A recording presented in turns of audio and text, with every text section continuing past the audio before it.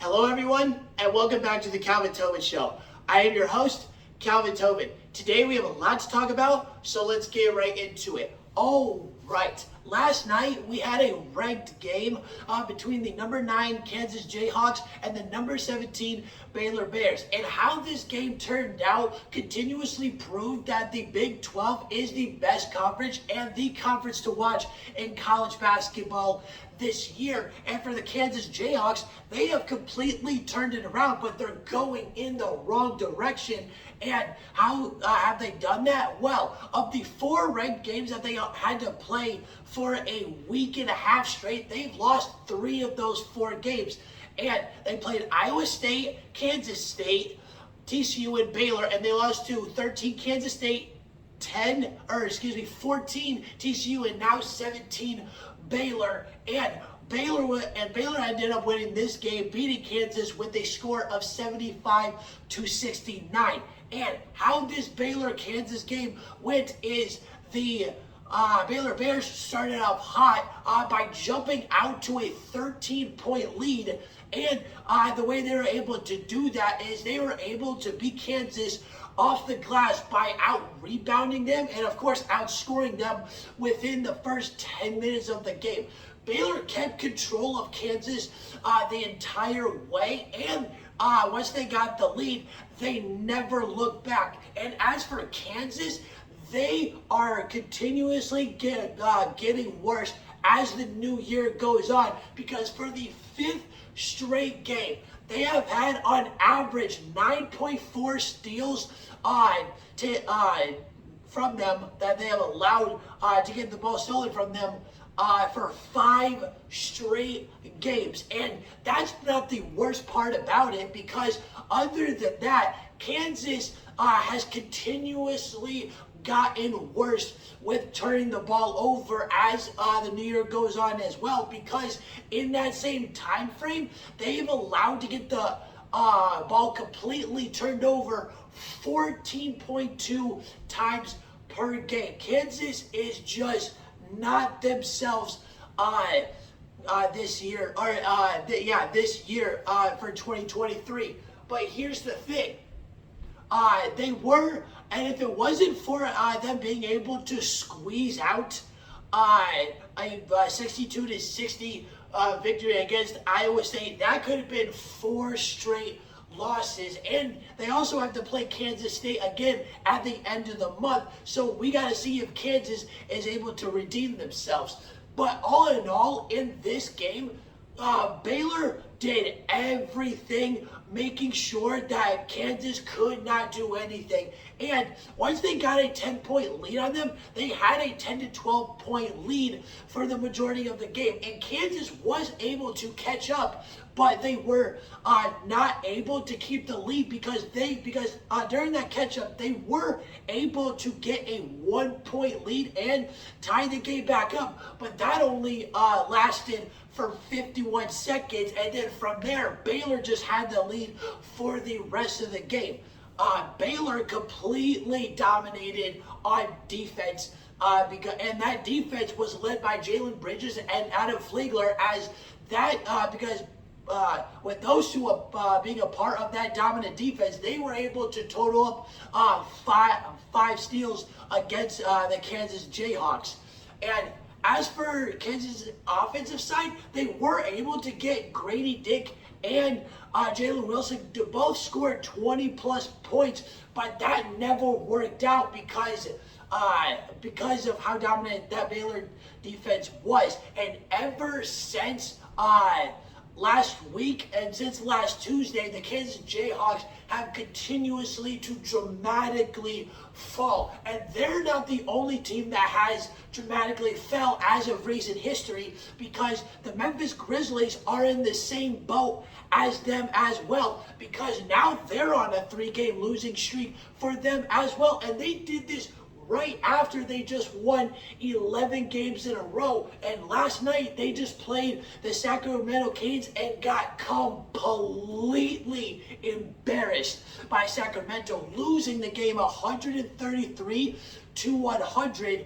And how this Sacramento-Memphis Grizzly game went is these Kings started it off hotter than your girlfriend on Valentine's Day, especially Harrison Barnes, because he shot 6 for 7 from 3 in the first quarter, and then he was matching the Kings' energy because the Kings went 12 for 13 in that first quarter as well. And then from the second to the third quarter, this is where the Kings started to separate themselves with the lead, and they got up to a 10-plus point lead along the way, and they had the lead for the majority of that time, and the only time that they didn't have the lead was just for a few minutes in that third quarter, when the Memphis Grizzlies were finally able to catch up and go neck and neck with them, for a few minutes. But after that, the fourth quarter came, and the Kings just went to another level and just put it on Memphis. It was insane because they only allowed the Memphis Grizzlies to get 10 points in that fourth quarter, and by outscoring them 33-10, and that was the reason why the lead was so big, because it just slowly got bigger and bigger and bigger, and that defense showed up in a big way too. But here's the crazy thing, is that because of this 3-game loss by the Memphis Grizzlies, they were on a great streak with an 11-game win streak. They were going neck and neck with the Denver Nuggets for first place in the West, and now they're still in second place, and they're going to be in second place for a while, because I know they can keep up what they've been doing. They're just going through a little slump right now, but because of this win by the Sacramento Kings, they have won 7 of their last 8 games and have got us by surprise as well. We're going to have to keep a closer eye on these Kings, because they're starting to come up as well, because now they're starting to turn into a dominant team as well, because of that 7 out of the 8 victories, they have just now surpassed the New Orleans Pelicans for 3rd place in the West. So the Kings, they got themselves going. But here's the thing. The main reason on why the Grizzlies lost, yes, it was an embarrassing loss. It lost by 33. But Ja Morant didn't play in that game. And the game would have had a completely different storyline if Ja Morant played. Hell, Sacramento could have still won, but it would have been a lot closer game if Ja Morant had been in. And here's the thing.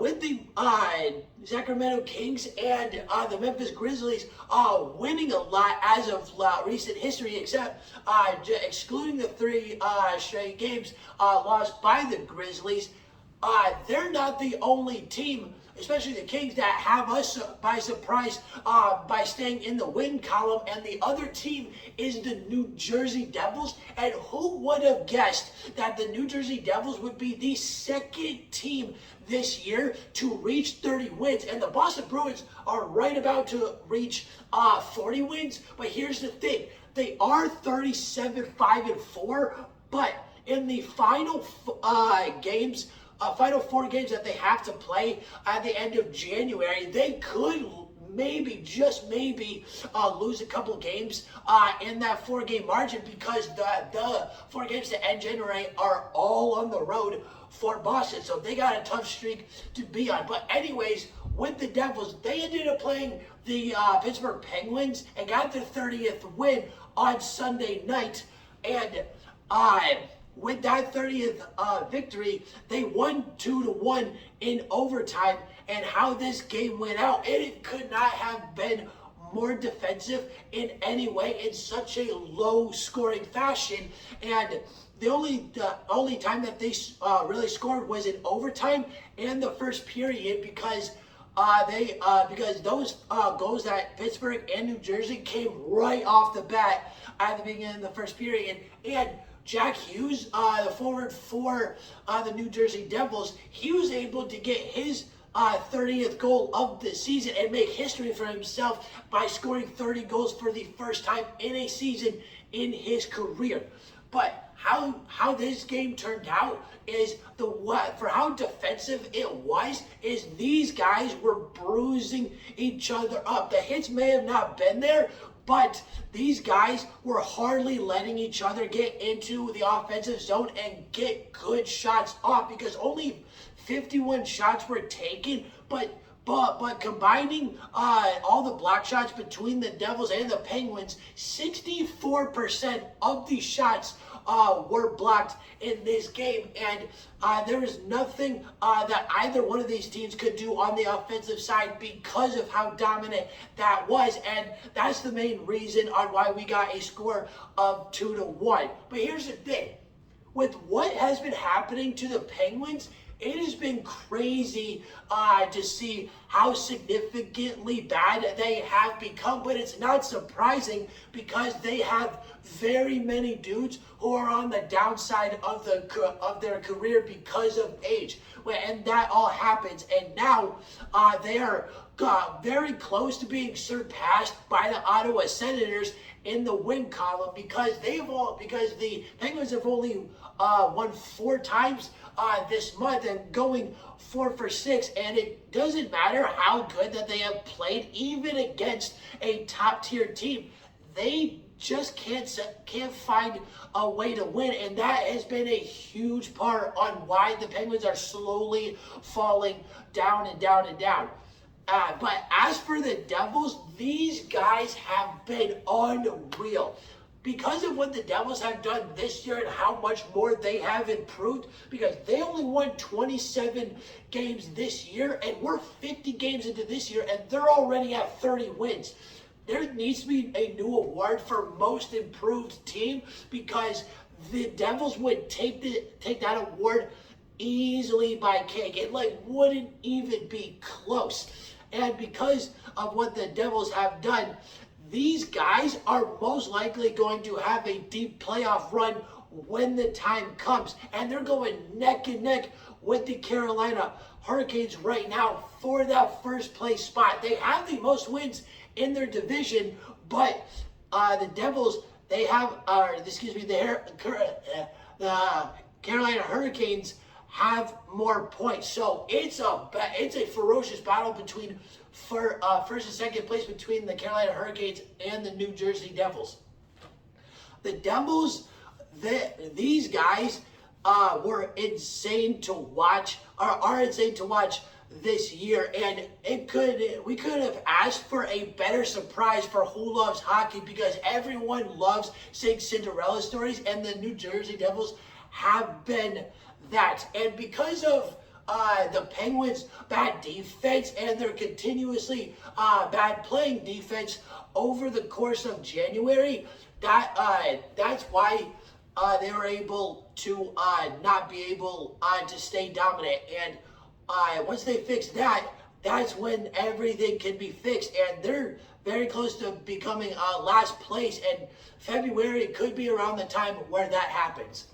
All right, that's the end of the Calvin Tobin Show. Please subscribe to my channel at Calvin Tobin Show so you don't miss out on any sports media. And please follow me on Instagram at Calvin Tobin Show so you don't miss out on any sports news whatsoever.